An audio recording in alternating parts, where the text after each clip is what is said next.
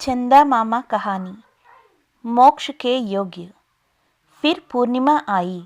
बाबा आराम कुर्सी पर खिली चांदनी में बैठे हुए थे।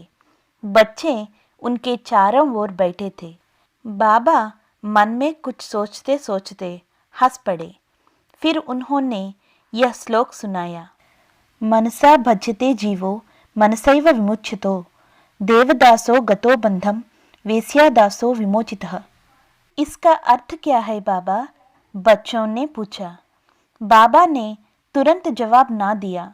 उसने सूंघनी निकाली, नाक में सूंघनी डालकर सूसू करते हुए पूछा, यही ना पूछ रहे हो कि इस श्लोक का अर्थ क्या है? बताता हूँ, सुनो। जीव मन के कारण बंधा हुआ होता है। उस मन के कारण ही वह मोक्ष भी प्राप्त करता है। कभी देवदास नाम वाला नरक गया और वेश्यादास मोक्ष पा गया।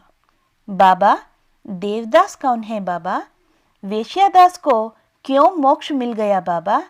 यह कहानी क्या है बाबा? बच्चों ने कई प्रश्न किए। तो यह कहानी सुनाने के लिए कहते हो? सुनाता हूँ, सुनो। बाबा ने कहा। अवंती नाम का एक नगर था।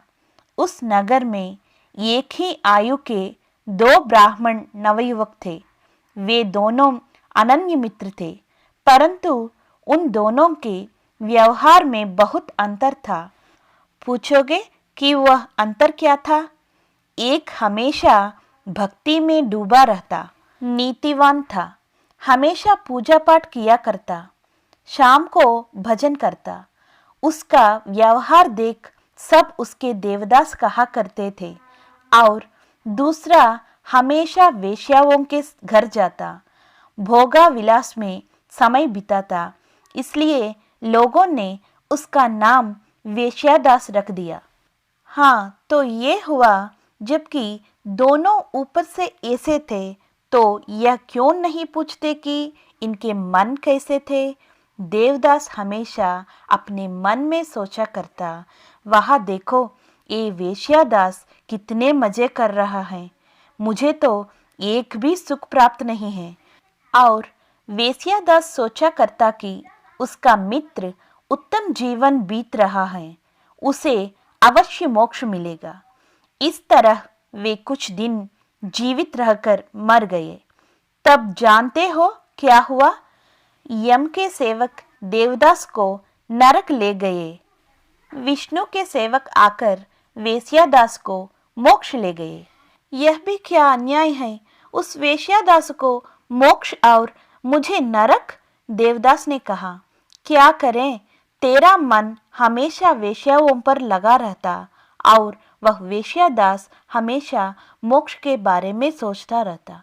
मुख्य है आत्मशुद्धि, ना कि कार्य। यम के सेवकों ने जवाब दिया। इसीलिए बड़ों ने कहा है, न काष्ठे विद्यते देवो न पाषाणे न मृण्मये भावे तो विद्यते देवस्तस्मात् भावो ही कारणम। देव काठ में, पत्थर में या मिट्टी में नहीं है, हमारी बुद्धि में है, भावनाओं में है। इसलिए भावना ही मुख्य कारण है। कहानी समाप्त।